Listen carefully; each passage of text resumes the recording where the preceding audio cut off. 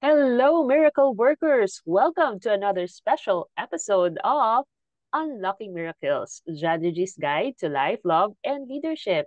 And for today, we have a special guest. He is a senior technical program manager at Amazon, a past Division K director of Toastmasters International, and a distinguished Toastmaster. I've actually worked with him in that organization. He's a certified coach, speaker, teacher, and trainer of the Maxwell Leadership Certified Team, and a book author and depression survivor and overcomer through God's grace and power. Friends, help me welcome here at Unlocking Miracles, Julius Cruz. Hi, Julius. Hi, Coach Janice. Hello, everyone. To those who are listening, it's nice to be here, and it's a privilege and joy to be here in the show of Coach Janice. Yeah. So this is a weekly podcast that we publish every week, every Saturday. And we feature individuals that whom I know can add value to our listeners, our audience, because nakaka-inspire naman talaga to si Julius, no? So, yeah. And first off, Julius, what are you grateful for today? Sorry, can you say that again, Janice? What are you grateful for today? Okay. What am I grateful for today? Yes, because I'm grateful for so many things. But top of my head, I'm grateful for being alive. If there's one thing that we normally take for granted, it is the fact that we are breathing and living. And yeah, for that very simple fact, I'm grateful for being alive and to enjoy the fullness of life among many other things. Yeah. Yan, thank you. Talaga naman, 'di ba? Being alive is a miracle in itself, 'di ba? So, can you, for the benefit of our audience who are first time na makikinig sa'yo, can you briefly introduce yourself in terms of how are you as a father and also how are you as a professional? And interested ako malaman how do you juggle your time for you to be able to fulfill those roles? Yeah. Siguro, the best way to introduce me would be to start with a certain life principle that I adhere to and I believe in, kasi that defines how I behave and how I fulfill my role. It's this life principle. Your life is a gift from God. What you do with your life is your gift back to God. So it's coming from that principle that I try my best to be first a good son of God, and a good father, a good husband, a good friend. And that has been I would say, my mantra for the longest time. Along with that, of course, I'm a work in progress. I'm not perfect, but simply put, I can say that I'm trying my best to give the best in what I am doing. I know that I am not perfect, but I try to see the positive side of every failure that I have. And I'm trying to use it as stepping stones to become a better father, to become a better husband, to become a better person in general. So I'm a work in progress, but I would say that through His grace, I think I'm in the right direction and continue to Yes. be growing and becoming a better person. Just to let know the audience, ito si Julius. Syempre sa Toastmasters community kami nagkakilala. He seems to be very serious, right? Di ba? Very serious coach. Wow. Pero behind the scenes, yan. He's a funny guy. Yes, so Di ba? lalo na pagkatulog. Oh, 'di ba? Marami yang mga hugot at mga pinapadala sa mga group chat namin ng mga kakatuwa na ano, 'di ba, mga memes or ganyan. Pero meron syempre mix din naman ng seriousness, no, about leadership, yan. So, yeah, let's talk about miracles in your life. Julius, you have 2 to 3 miracle stories that you can share with our audience para ma-inspire natin sila. Go ahead. Sure. No, if there's one word that I like the most, it's miracles. Because actually, every second of our life is a miracle to begin with. But top of the head, no, if there are 3 miracles that I will be asked to share, no, na I would consider na malapit sa puso ko, kumbaga. My number one would be my depression experience. And perhaps nagtataka kayo, bakit depression tapos miracle? Because I always believe that in every in every rock bottom, it's a bedrock for victory. Yung depression experience ko, which happened several years ago, around about year 2014 to 2016, it was really the lowest point of my life. No, in summary, ang nangyari sa akin doon is in one of my previous work life, I was quote unquote demoted. And because of that, grabe, I really plunged into that depression experience. No, I lost my self-esteem, I lost my self-belief, and I was like a walking zombie. But because of God's grace, no, I was able to overcome it through a pray over and through professional help.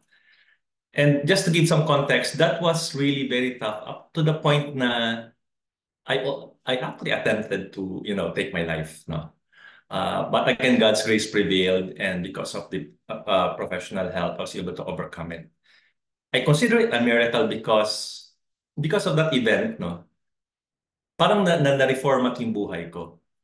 I used to be a pessimist, to be very honest. I used to be a pessimist, and I used to be yung Murphy's Law, Murphy's Law, what can go wrong will go wrong. And because of that negative disposition, I failed to see the miracles around me. And that was before I had a depression experience. But after my depression experience, again through God's grace, para akong hard disk na reformat. No? And everything was started anew. And I now started to see the tiny miracles in my life. Sabi nga nila, di ba, the moment you wake up, you're opening two gifts. The gift of your eyes, left and right. Hold them up high so clean and bright. Di ba? So, left and right, no? So, you are already opening two gifts pagkagising mo pa lang. So, that's already a miracle. And the fact that you have the opportunity to fulfill your purpose in life the moment you wake up, that's another miracle. So, miracle number one, yung depression experience na yan. It may appear as something that is like something to break me, no? But actually, it was a bedrock for an opportunity to become a better version of myself. Sabi nga nila, from victim to victor, no? From broken to breakthrough, from zero to hero. So, in a nutshell, if I were to ask what was the greatest miracle in my life, I would say, yeah, yung depression experience and overcoming it through God's grace and professional help. Miracle number two is going back to the ordinary things in life, no? So miracle number two, nabanggit ko na rin kanina, I woke up today. And waking up is a miracle because not everybody gets to wake up. Diba? May iba na did not wake up and sumakbi lang buhay na, no? But tayo, we are still alive because we still have a mission to fulfill. So I would say that's miracle number two. Miracle number three is the opportunity to be of service to other people. I always believe kasi na the only way for our lives to have meaning is for our lives to give meaning to the lives of other people. So we are born for others. We are born to serve others. And that opportunity to serve for me is miracle number three, and it's a constant miracle. So number one is overcoming the depression experience. Number two is the miracle of being alive. Number three, the miracle of having this opportunity to be of service to other people. So Coach Janice, that would be my power of three.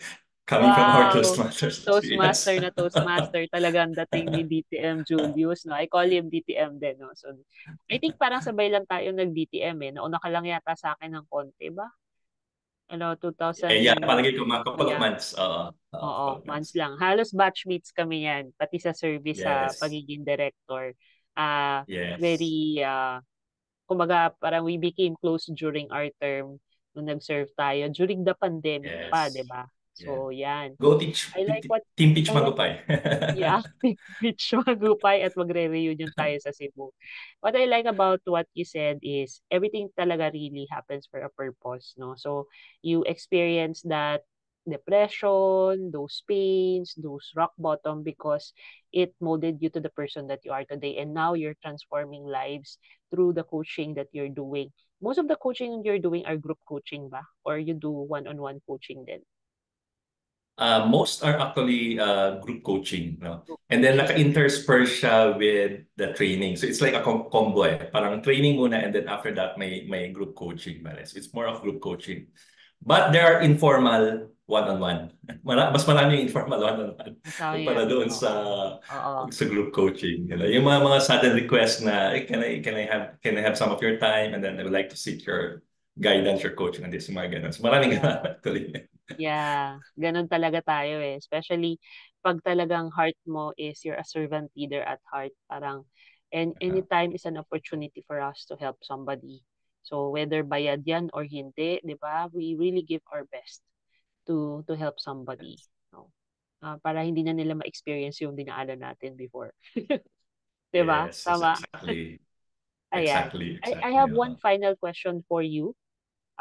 Madali lang naman 'to, 'no? So, if you were given an opportunity na mabuhay ulit, to be rebirth, reborn, 'no? To be given another chance to live, would you choose na same life na daanan mo lahat ng dinaanan mo or you want a different life? I would say I would choose the same life. Why? Because I always believe that our life is a unique DNA that no other person can live out. And there's a specific reason why, allow me for a spiritual slant, no? There's a specific reason why God allowed the things that happen in our life. It's not an accident. And as they say nga, no, in one verse, yung Romans 8:28, all things work for the good, no? So may reason talaga lahat na yan.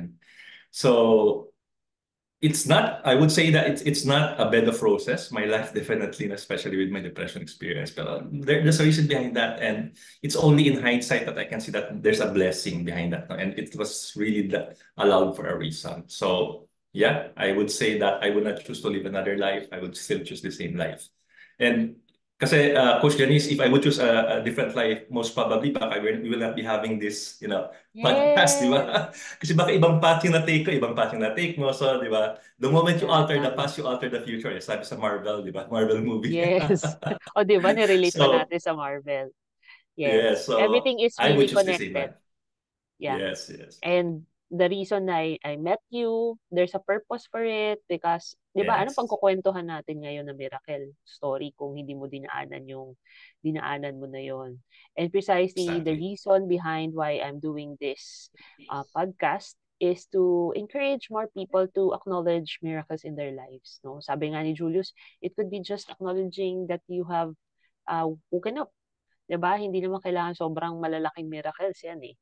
Puwede namang simple Yes. things lang in life and sabi ko nga, the more you're grateful for the things that are happening in your life, whether they're good or bad, the more of it will come to you, 'no? So kung gusto mo ma-blessed ka, stay positive, stay grateful.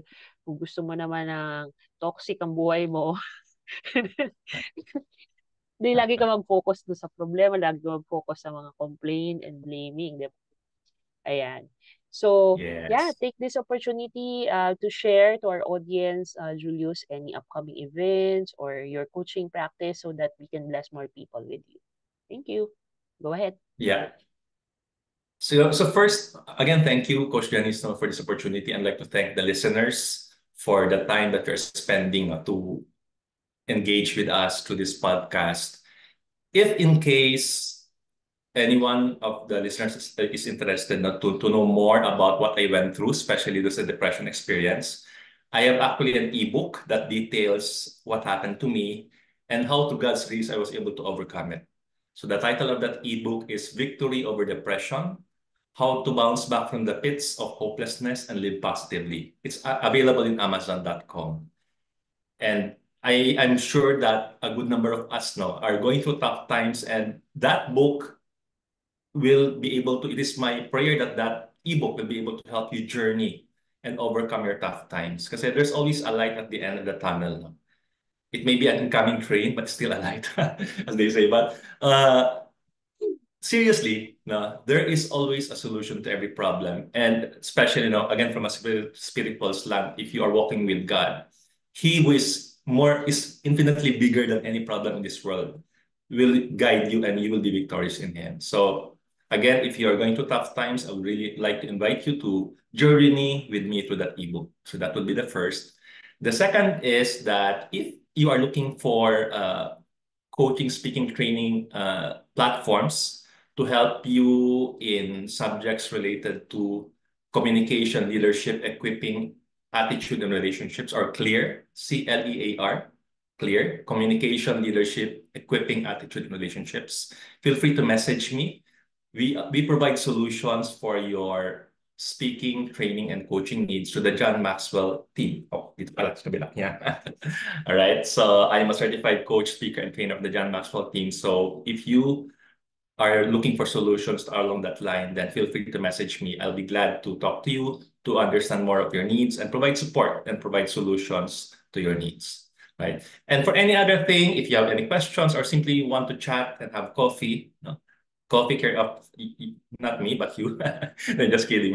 Coffee, then feel free to chat me and we can connect offline. It will be I'm always looking forward to learning new things from new people, from new friends and new connections. So I always believe that there's something new to learn from any person. So I am Yeah. always on the lookout for growing my circle of friends. So yeah. So once again, thank you. Thank you, Coach Janice, and thanks to all of the listeners in this podcast. Yes. And you have social media accounts like you have Facebook, you have also LinkedIn. Yes.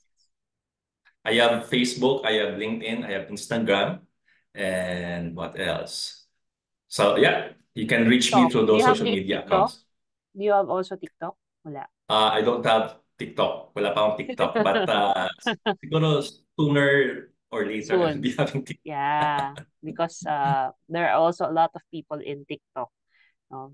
Para Yes. pwede yung TikTok mga jokes mo, yung mga hirit mo na ano, Tama. Tama. Oo, tama. mga Doon ko mga ilan yun. pampasaya.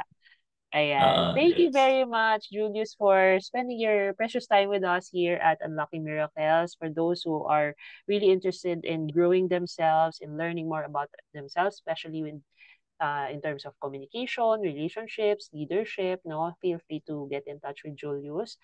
He's a very kind man and really generous, no, to share a lot of knowledge with us and experiences. Talagang marami tayong matututunan sa kanya. And yeah, so if you haven't subscribe to this podcast, please do so. We are being watched in YouTube and in Spotify, and so that you will be notified of future episodes of our episodes of Unlocking Miracles. Thank you very much once again, and I hope that this has added value to your life and encouraging everyone to unlock more miracles in your life and be a blessing to more people. Cheers, and see you in the next episode. Bye.